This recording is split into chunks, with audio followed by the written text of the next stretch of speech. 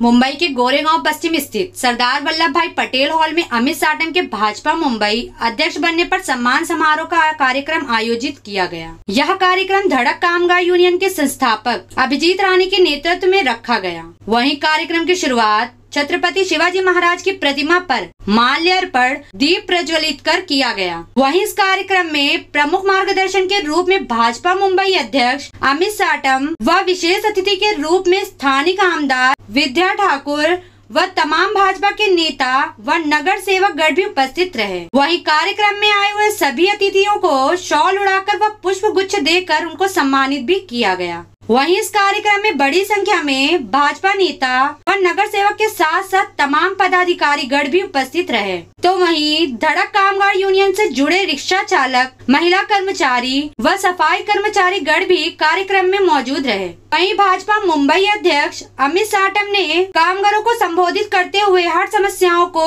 जल्द से जल्द दूर करेंगे, ऐसा आश्वासन भी दिया। भारत माता की मंचावर उपस्थित गोरेगाव विधानसभा क्षेत्राचे आमदार सौ विद्याताई ठाकूर, आजच्या या कार्यक्रमाचे मुख्य आयोजक धडक कामगार युनियनचे अध्यक्ष आणि मुंबई भारतीय जनता पार्टीचे चिटणीस माझे मित्र अभिजीत राणेजी, महाराष्ट्र प्रदेश भारतीय जनता पार्टीचे उपाध्यक्ष जयप्रकाश ठाकूरजी, मुंबई भारतीय जनता पार्टीचे उपाध्यक्ष आचार्य पंत त्रिपाठीजी, या ठिकाणी उपस्थित आपल्या सर्वांचे वरिष्ठ नेते, या विभागाचे माजी नगरसेवक दिलीप भाई पटेल, मंचावर उपस्थित नगरसेविका श्रीकलाताई पिल्ले, नगरसेवक दीपक ठाकूरजी, नगरसेवक संदीप पटेलजी, मुंबई भारतीय जनता पार्टीचे सचिव योगेश वर्माजी, ॲडव्होकेट अमित मेहताजी,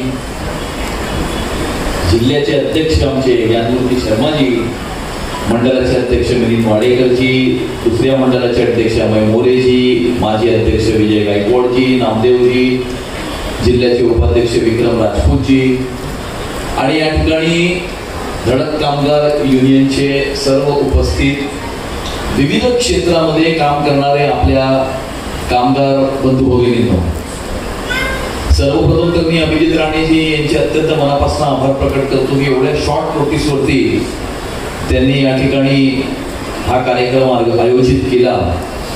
ज्या कार्यक्रमाचं मुख्य उद्देश हे माननीय मुख्यमंत्र्यांनी 16 सप्टेंबरला जो लॉन्च केलेली जी मोहीम आहे, आवाज मुंबईकरांचा संकल्प भाजपचा, या मोहिमेच्या अंतर्गत आपण मुंबईकरांचे या ठिकाणी आपल्या जाहीरनाम्याकरता ज्या सूचना मागवित आहोत, त्या सूचनांची ही मोहीम 16 तारखेला लॉन्च केली आणि आपल्या मुंबई शहरामध्ये काम करणारे विविध क्षेत्रातले जे आपले कामगार बंधू भगिनी आहेत, त्या कामगार बंधू भगिनींचा ज्या सूचना भारतीय जनता पार्टीच्या जाहीरनाम्याकरता मागवाव्यात, अशा प्रकारची आपण या ठिकाणी मोहीम ही सुरू केलेली आहे। अभिजीतजी आपल्या बरोबर ती लिंक शेअर करतील। त्या लिंकच्या माध्यमातून आपण तुमच्या स्वप्नातली मुंबई कशी असली पाहिजे, तुमच्या स्वप्नात तुमच्या मुंबईकडनं, मुंबई महानगरपालिकेकडनं काय अपेक्षा आहेत, कुठल्या गोष्टी कमी पडत आहेत, कुठल्या गोष्टी केल्या पाहिजेत, कुठल्या गोष्टीपासून आपण समाधानी आहात आणि काही एक मोजक्या शब्दांमध्ये तुमच्या स्वप्नातली मुंबई कशी असली पाहिजे, असं एक 5 ते 7 मिनिटं फक्त आपल्याला लागतात त्या सूचना देण्याकरता। आपण त्या सूचना द्याव्या अशा प्रकारची विनंती मी तुम्हाला या ठिकाणी करायला आलेलो आहे। अभिजीतजींनी मराठीतच बोलू ना की हिंदीत बोलू?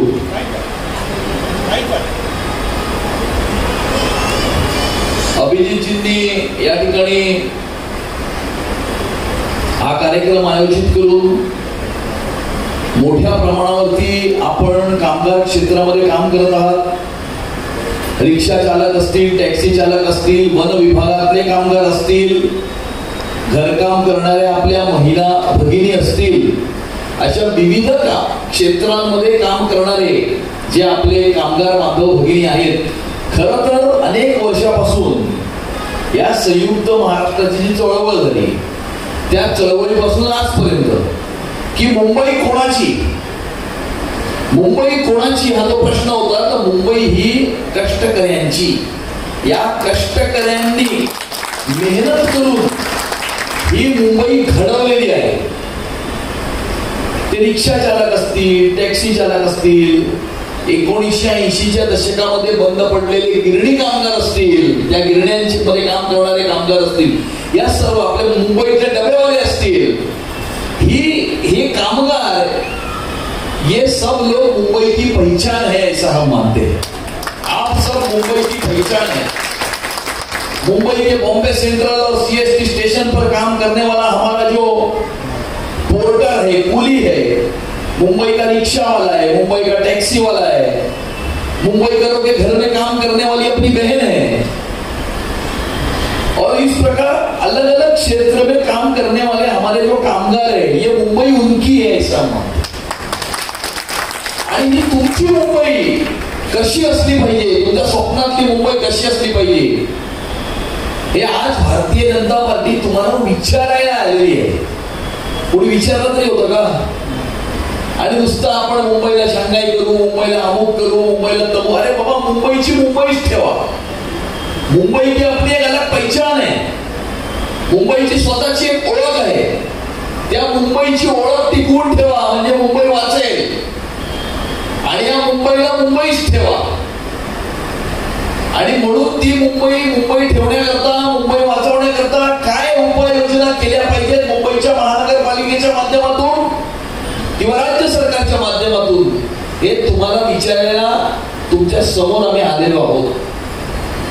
गेल्या 11 वर्षामध्ये आपण बघितलं की देवाभाऊंनी मोठ्या प्रमाणावरती मुंबई शहराचा कायापालट करण्याचं काम हे केलेलं आहे. मेट्रो आली, कोस्टल रोड झाला, अटल सेतू झाली. मेट्रो आल्यामुळे मी असं म्हणेन की मेट्रो, आधी तर रेल्वे स्टेशनच्या आजूबाजूला रिक्षावाले खूप मोठ्या प्रमाणावरती असायचे, बरोबर है ना. अभी तो रेलवे स्टेशन के साथ में मेट्रो स्टेशन भी जुड़ गया है. रेलवे में प्रवास करने वाले लोग और अभी मेट्रो में प्रवास करने वाले लोग, और अभी तो 30 तारीख को कोलाबा से लेकर सिप्स तक ये अंडरग्राउंड मेट्रो शुरू होने वाली है. उसके बीच में इतने स्टेशन है, वो हर स्टेशन पे रिक्शा वाले की आवश्यकता लगेगी सबर्ब में, और सिटी में टैक्सी वाले की आवश्यकता लगेगी. क्योंकि मेट्रो स्टेशन से उतरने के बाद में जो अपने स्थान पर जाने के लिए, तो ये जो मुंबई शहर का पिछले 11 वर्षों में विकास हुआ है, हा विकास राज्य शासन सरकारने केला, हा विकास मोदी सरकारने केला. मुंबई महानगरपालिकेने काय केलं? आणि त्यामुळे मुंबई महानगरपालिकेच्या माध्यमातून तुमच्या काय अपेक्षा आहेत? स्वाभाविकता रिक्षावाले आणि टॅक्सीवाले म्हणतील की बाबा मुंबई के रस्ते अच्छे करो, नाही तो ढबक ढबक ढबक ढबक ढबक ढबक होत आहे, बरोबर आहे की नाही. आपण पार्किंगच्या ह्याचं वाहनतळांच्या विषयी आपण या ठिकाणी चर्चा केली. अभी इतने बड़े पैमाने पर मुंबई शहर में गाड़ियां बढ़ गई है, रिक्शा बढ़ गए, टैक्सी बढ़ गए, वो खड़े किधर होंगे भैया? वो खड़े करने के लिए जगह ही नहीं है, पार्किंग की कोई पॉलिसी नहीं है, फिर किधर भी खड़ा कर दिया, ट्रैफिक वाला आकर उसको फाइन मारता है. अरे भैया, आपने यहाँ पर पार्किंग की स्पेस तैयार की है क्या? नहीं किए, तो हम पार्क किधर करेंगे? तो रास्ते पे करेंगे. फिर रास्ते पे पार्क करते तो पुलिस वाला का चालान काटता है. तो इसका विचार आज तक किसी ने किया ही नहीं. होतो 2018 में ज्यावेळेला मुंबई शहराचा डीपी तयार होत होता, त्यावेळेला मुख्यमंत्री होते देवेंद्र फडणवीस जी. त्यांनी मुंबईच्या डीपी मध्ये प्रोव्हिजन आणलं की मैदान आणि उद्यान त्याच्या खाली आपण वाहनतळ तयार केली पाहिजे. हे 2018 मध्ये आणलं. 2018 तक किसी ने विचार ही नहीं किया की मुंबई शहरामध्ये पार्किंग स्पेसेस कसे तयार केले जातील. आणि त्यामुळे त्यावेळेला डीपी मध्ये आणलं. आता त्याच्यावरती उपाययोजना करून मुंबई शहरामध्ये भविष्यामध्ये पार्किंग स्पेसेस क्रिएट केले जातील, वाहनतळ निर्माण केली जातील. त्याच्यामध्ये सगळ्या वाहनांना, रिक्षाला, टॅक्सीला, अजून बाकी 2 व्हीलरला, 4 व्हीलरला पार्क करण्याकरता त्या ठिकाणी स्पेसेस हे क्रिएट करण्यात येतील. परंतु एवढ्या वर्षामध्ये हे तयार का करण्यात आलं नाही, हा आमचा सवाल आहे. किंवा एवढ्या वर्षामध्ये मुंबई शहराचा रस्ता चांगला का झाला नाही, हा आमचा सवाल आहे. किंवा ज्या वेळेला मुंबईत खूप पाऊस पडतो, पाणी तुंबतं, रिक्षाही ठप्प, टॅक्सी ठप्प, 4 व्हीलर ठप्प आणि सगळंच ठप्प, बरोबर की नाही? अजूनपर्यंत या मुंबई शहरामध्ये खूप जास्त पाऊस पडल्यावरती ते तुंबलेलं पाणी समुद्रामध्ये ड्रेन करण्याकरता तुम्ही काय उपाययोजना केल्या? ठीक आहे, पंपिंग स्टेशन केले, पण पंपिंग स्टेशन केल्यानंतर पण मुंबईत का पाणी तुंबतं याचा कधी कोणी अभ्यास तरी केलाय का? आणि त्यामुळे आपल्या स्वप्नातली मुंबई तयार करण्याकरता ते वाहनतळ असली पाहिजे, पार्किंग स्पेसेस असल्या पाहिजे, मुंबईत पाणी नाही तुंबलं पाहिजे, मुंबई शहराचे रस्ते चांगले असले पाहिजे. रस्ते चांगल्याकरता 2022 मध्ये आपलं सरकार आल्याच्या नंतर आपण त्या ठिकाणी सीसी रोड करण्याची पॉलिसी केली. मोठ्या प्रमाणावरती मुंबई शहरामध्ये सीसी रोड करण्याचं काम हे सुरू आहे. एक पुढच्या 2-3 वर्षामध्ये तर मुंबईचे सगळे रस्ते एकदम चकाचक होऊन जातील, चकाचक. तो आपको रिक्षा में ढोक करना नहीं पडेगा, बरोबर आहे की नाही? कुठल्याही वाहनाला त्या खड्ड्यामध्ये गेल्यानंतर त्या वाहनाची लाईफ कमी होते, मेंटेनन्सचा खर्च वाढतो, बरोबर आहे की नाही? मेंटेनन्सचा खर्च वाढतो आणि त्यामुळे सगळी कॉस्ट आहे, हे सगळं फाईन आहे, पेनल्टी आहे ही मुंबईकरांची. आणि या फाईन आणि या पेनल्टी पासून मुक्त करण्याकरता आपण उपाययोजना करत आहोत, करणार आहोत. आणि भविष्यामध्ये अजून आता हे सगळे मुद्दे माझ्या डोक्यात आले, काही मुद्दे अभिजितजींनी सांगितले, परंतु तुमच्याही डोक्यामध्ये काही मुद्दे असतील. आपके दिमाग में ऐसे कुछ मुद्दे रहेंगे जो शायद मेरे दिमाग में नहीं आए रहेंगे, जो शायद अभिजीत जी के दिमाग में नहीं आए रहेंगे. तो हम जानना चाहते हैं कि आपके मन के मुद्दे क्या है, तुमच्या मनातली मुंबई कशी असली पाहिजे, तुमच्या मनातल्या सूचना काय. आणि त्यामुळे आम्ही ही मोहीम जी आहे ही चालू केलेली आहे. त्या मोहिमेच्या अंतर्गत आम्ही आज तुमच्या समोर आलेलो आहे. तुमच्या बरोबर ती लिंक, तो फॉर्म 3 भाषांमध्ये, इंग्रजीत आहे, हिंदीत आहे, मराठीत आहे. तुम्हाला पाहिजे त्या भाषेमध्ये तुम्ही तो भरू शकता, परंतु तो फॉर्म आपण जरूर भरावा, त्याच्यावरती सूचना आपण जरूर द्याव्यात. आणि तुमच्या स्वप्नातली मुंबई कशी असली पाहिजे याच्याकरता आपण आपल्या आयुष्यातली 5 मिनिटं, किती? फक्त 5 मिनिटं ही आपण आपल्या आयुष्यातली आम्हाला द्यावी. येणाऱ्या 5 वर्षामध्ये या मुंबईचं कायापालट आम्ही करून जातो. आपण फक्त 5 मिनिटं द्या, येणाऱ्या 5 वर्षामध्ये या मुंबईचा नक्षा आम्ही बदलून टाकू, अशा प्रकारचं वचन मी तुम्हाला या ठिकाणी देतो.